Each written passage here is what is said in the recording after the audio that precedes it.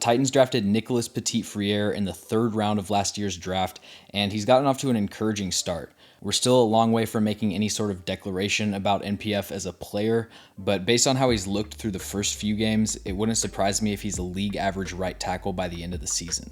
NPF doesn't have any athletic limitations as a pass blocker.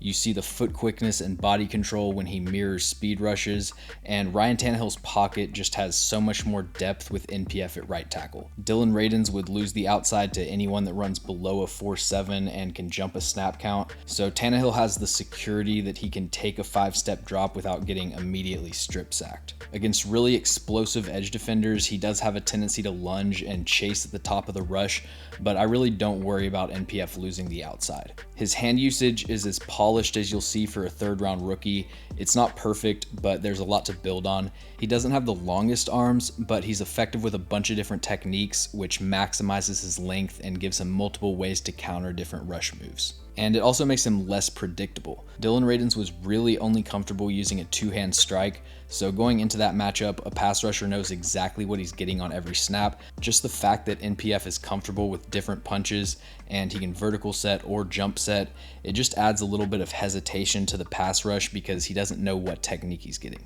He still needs to improve the timing and accuracy of his punch.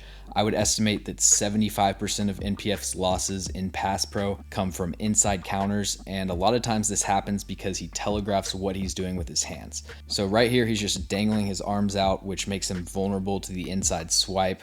Here's another one against Greg Rousseau. For someone who struggles with inside recovery, there's no reason for NPF to give Rousseau this much access to his hands. And then with power rushers, he'll give up some ground on impact, but he does a great job of finding his anchor after the initial bull rush. NPF is the ideal tackle for a zone running scheme. He's explosive off the ball, he uses his length to get his hands inside, and most importantly, he has insanely flexible hips.